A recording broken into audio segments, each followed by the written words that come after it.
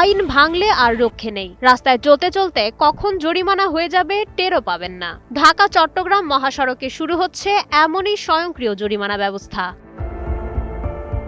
Traffic শৃঙ্খলা ও সড়ক নিরাপত্তা নিশ্চিত করতে পুরো মহাসড়ক আসছে ক্যামেরার নজরদারিতে। বসানো হয়েছে 1427টি আধুনিক এআই ক্যামেরা। নিয়ন্ত্রণ করা হবে গাড়ির গতিসীমা, অবৈধ পার্কিং আর উল্টো পথে গাড়ি চালানো। মঙ্গলবার স্বরাষ্ট্রমন্ত্রী সালাউদ্দিন আহমেদ আনুষ্ঠানিকভাবে এই অটো ফাইন সিস্টেমের উদ্বোধন করবেন।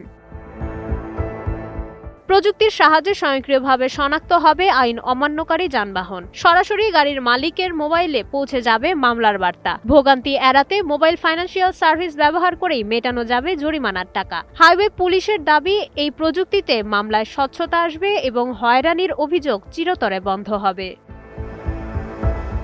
রাজধানী ঢাকার 19টি মোড়ে আগেই সাফল্য পেয়েছে এই এআই প্রযুক্তি। এবার সেই সুফল মিলবে মহাসড়কেও। নিখুঁতভাবে ওভারস্পিড ও লেন পরিবর্তন পর্যবেক্ষণ করবে এই সিস্টেম। কমবে দুর্ঘটনা, তৈরি হবে চালকদের আইন মেনে চলার অভ্যাস।